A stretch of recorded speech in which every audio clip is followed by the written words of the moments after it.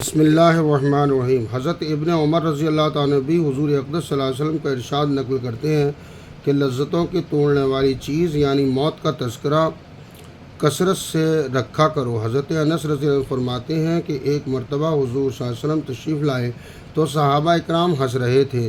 حضور پاک صلی اللہ علیہ وسلم نے ارشاد فرمایا کہ لذتوں کی توڑ دینے والی چیز کو کثرت سے یاد رکھا کرو۔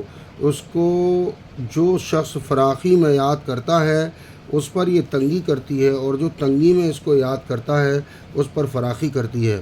حضرت ابو سعید خدری رضی اللہ تعالیٰ عنہ ارشاد فرماتے ہیں کہ ایک مرتبہ حضور اکرم صلی اللہ علیہ وسلم مسجد میں تشریف لائے تو بعض لوگوں کی ہنسی کی وجہ سے دانت کھل رہے تھے۔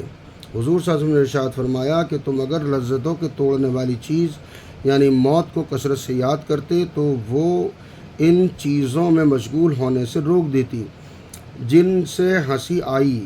ہر شخص کی قبر روزانہ اعلان کرتی ہے کہ میں بالکل تنہائی کا گھر ہوں، میں سب سے علیحدہ رہنے کا گھر ہوں، میں کیڑوں کا گھر ہوں۔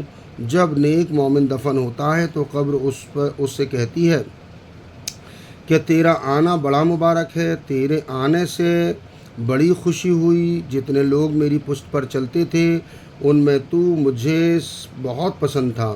آج تو میری ماتحتی میں آیا ہے تو میں اپنا طرز عمل تجھے دکھاؤں گی۔ اس کے بعد وہ اتنی وسیع ہو جاتی ہے کہ جہاں تک مردے کی نظر جائے وہاں تک زمین کھل جاتی ہے، اور ایک کھڑکی جنت میں کھل جاتی ہے جس سے وہاں کی خوشبوئیں، ہوائیں وغیرہ آتی رہتی ہیں۔ اور جب کوئی بدکار یا کافر دفن ہوتا ہے تو زمین اس سے کہتی ہے کہ تیرا آنا بڑا نامبارک ہے، تیرے آنے سے بہت جی برا ہوا۔ جتنے لوگ میری پشت پر چلتے تھے تو ان میں مجھے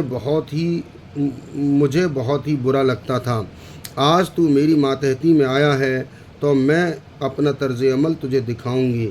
یہ کہہ کر وہ ایسی ملتی ہے یعنی اس کو بھیجتی ہے کہ مردے کی ہڈیاں پسلیاں ایک دوسرے میں گھس جاتی ہیں۔